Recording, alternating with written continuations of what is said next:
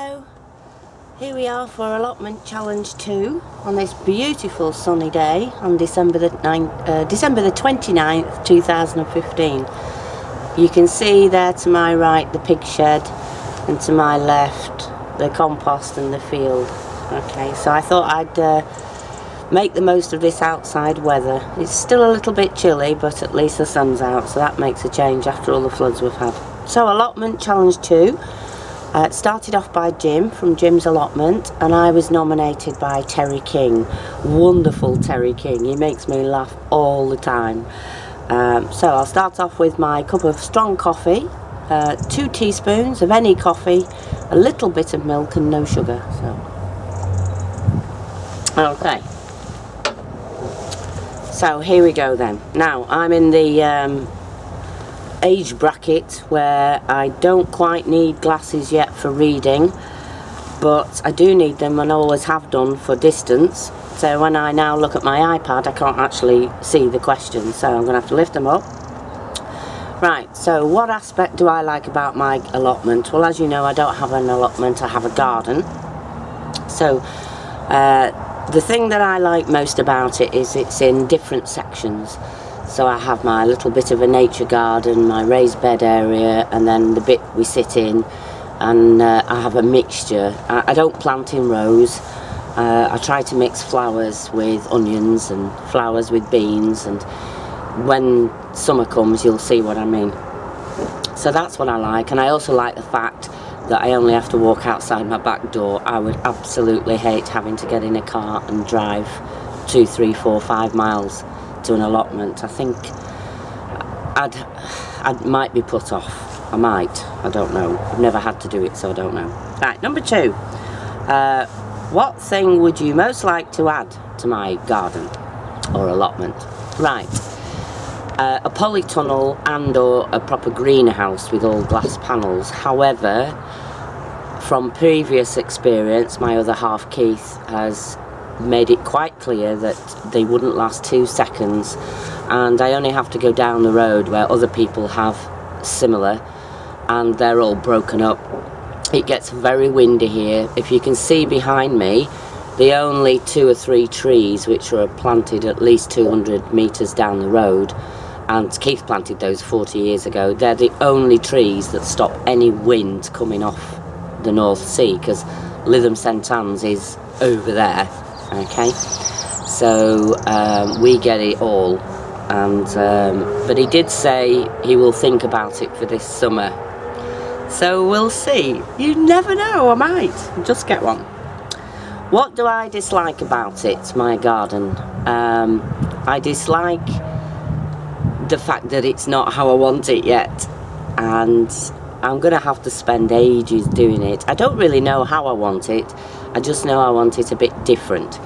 I have, since I last recorded, I've taken down a double fence and I'm going to put some more arches up, so to join 2 sections together. But I don't really dislike anything other than the fact I haven't got a greenhouse or a polytunnel. What is my least favourite task on the allotment? Well, I suppose most people will say weeding. I absolutely quite like weeding, so I have no problem with that.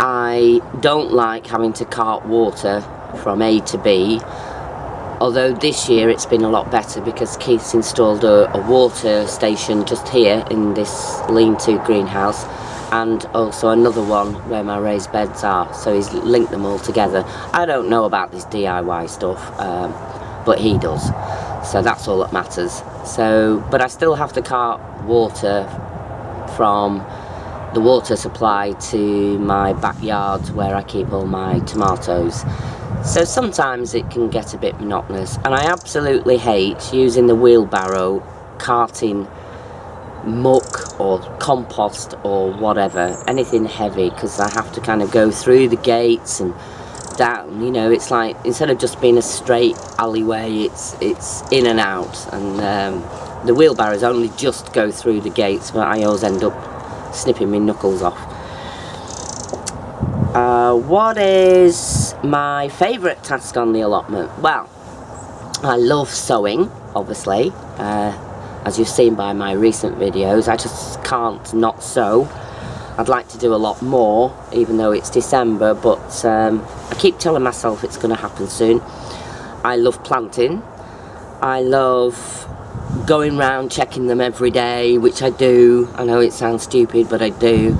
And I like pulling out those little weeds, you know, just to help those little seedlings grow better. So yeah, anything really. And I love harvesting. And I just love sitting in the garden looking at all my onions surrounded by flowers, and my spring onions and my radish, my geraniums, marigolds. I just love looking at it. How long do I spend on my allotment per week? Now that depends on my work, but we'll get to that later.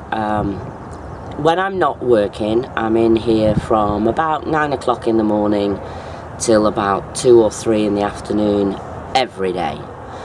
And then pottering, you know, not doing anything too big, but pottering, tidying, sowing, weeding, carrying, whatever.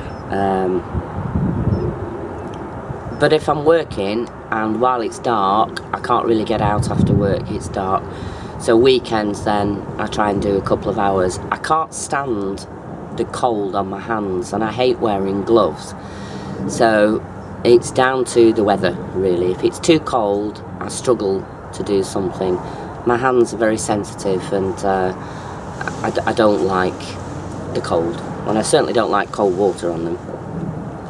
So what is the best purchase ever for my allotment?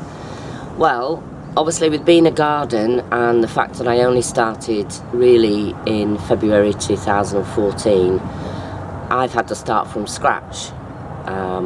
We had the basics like spade, shovel, but they were too heavy for me. They were really old-fashioned 40, 50, 60-year-old spades, too heavy.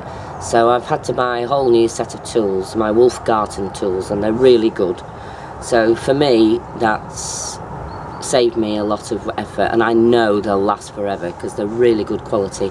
I've had 2 cheaper trowels and they've just snapped off at the handles. And that's no good, is it? So, what was my best ever yield? Tomatoes, definitely. I had loads off my plants. They were all grown outside, all just in a 10-inch bucket with Jack Magics, nothing else, and I just fed them like you're supposed to. Kept them well watered, although the rain did most of that for me because it did nothing but rain last summer. And they're on a south-facing wall, so that helps. They were sheltered a little bit from the wall. And of course my chilies. Now what I haven't shown you is, I've shown you the overwintering chilies, but I didn't show you my inside conservatory. Well, it's not a conservatory really, it's leaking in water at the minute, so it's useless. But I do have my chilies growing in there in summer, so this summer you'll see what I mean. What do you do when you are not gardening, as in occupation?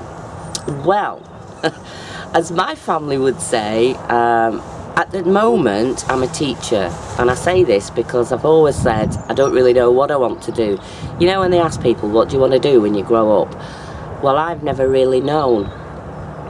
I have been all around the world. I was an army wife for altogether 14 years, and I lived in Germany for 9 years, Cyprus for 3 years, and then various places in England. Now, when I was very young, i.e. 16, was when I first got married, stupidly, and luckily I didn't have any children with that marriage. And 4 years later I was then a NAFI manager in Aldershot in St Omer Barracks, and from there then I met my husband, with whom I had 2 children by, and he was also in the army, but he was a chef, and so we spent time in Colchester, and then we went to Paderborn and Munster, and from Munster we went to Cyprus, and we had 3 wonderful summers in Decatur in Cyprus. And if ever you get the chance to go to Cyprus and stay there, it is absolutely wonderful. I'd love to go back. I haven't done yet, but I will do. But 86 to 89 was my best 3 years out there. And then, of course, what happened then was, what I haven't told you was, I had no qualifications. I only had 3 O-levels, and you can't really do much with 3 O-levels. But then, unfortunately, my marriage broke down, and I came back to England. We did have a house, and I was on income support, and I couldn't get a job because I couldn't earn enough to pay a childminder to have a job. So I decided to take myself off back to college. So in 1990, I started doing some A-levels, and in 92 I went to Preston University and did a degree in linguistics and English, and then I did a teacher training course through the OU. So I actually graduated as a secondary school teacher of English on my 40th birthday in 1998. So now you can work out how old I am, and don't be publishing it. So I became a teacher, and I had a full-time job, and 2 years ago I decided, or a year and a half ago, I decided to retire as a full-time teacher. I wanted to actually do some gardening and spend more time with my other half. But of course I still need to work and earn some money, because my pension was very minimal because I'd only been teaching for 15 years. So I decided to do supply. Well, unfortunately, or fortunately, whichever way you look at it, my part-time supply work has turned into full-time supply work. So I'm actually still working full-time, and my contract's until April the 8th. So we'll see what happens then. And I'm thoroughly enjoying it. The kids I'm teaching at the moment at this school I'm at are wonderful. So if you're out there watching, kids, you know who you are, because I know some of you have subscribed to my channel. So that's what I'm doing at the moment. Okay, so as for jobs, I've done all sorts. I've worked at BT, on the accounts, and I could tell you some funny stories about that. So then the last question, other than gardening, what other hobbies do you have? Have you got 20 minutes?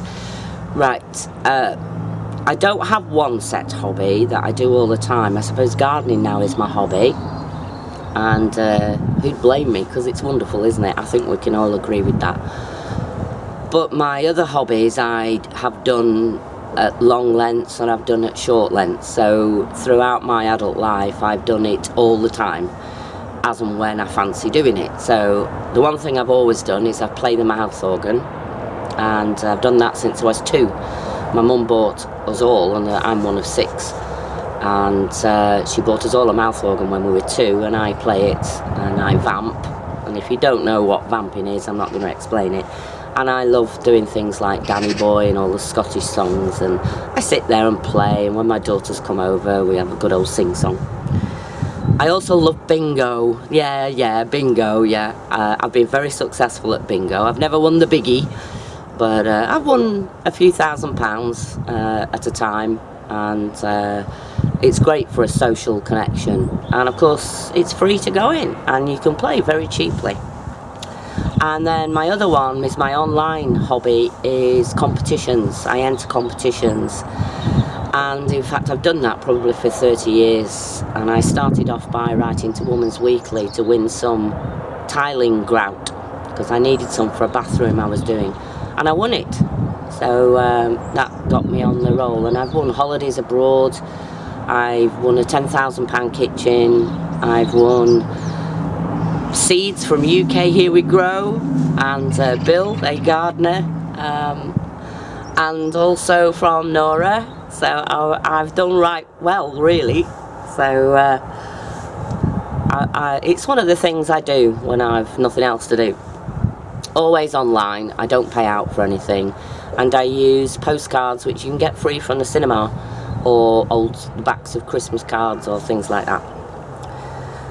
And my final hobby is I play the piano, just when I feel like it. We have a piano in the front room. And if you've been on my Twitter account, which is @mummycat111, all one word, you'll see on my front page that I've actually put I love motorbiking. When I was 49 I started motorbiking. I'd never been on one before, and decided to buy a little 125 Suzuki and took myself off on it, and then had a 3-day intensive course and passed my test. And then I bought myself a little baby Ninja, which is a 250 Kawasaki. So I've enjoyed many an hour on that. At the moment I don't have a bike of my own, but we do have 3 here because my other half is a great biker, and we go biking holidays. So we put the little KTM Duke in the back of our motorhome and we go off island hopping all around Scotland in the summer. So that's another one of my hobbies, is motorbiking. And singing, of course, I do like to do a bit of singing, although voice is never as good nowadays, I'm getting older. And anything else really. I follow sports. I support Bolton Wanderers Football Club, although whether we've got one by the start of the new year I don't know. And I love my grandchildren. So that's it. That's all my questions done. And thank you to Terry for nominating me, and for Jim for starting it all off, and of course for Foodie Laura for starting the first allotment challenge off. So of course now I've got to nominate 3 others. So definitely I'm going to nominate Nirvana Paul, if he's watching, which I'm sure he is. I'd also like to nominate Joan from Mrs. Doyle's Garden, if you haven't done it already. And I'd like to nominate, who else can we nominate? Let's have a look. It's trying to think, isn't it, of who hasn't done it. Maybe Bryn from Fruit and Veg on the Isle of Wight there. His allotment is coming on really nicely, and he's been doing some wonderful videos for cooking as well in the calmer season of December. So that's it basically, and I hope you all have a lovely new year, and here's to a wonderful weather, because Storm Frank is on his way.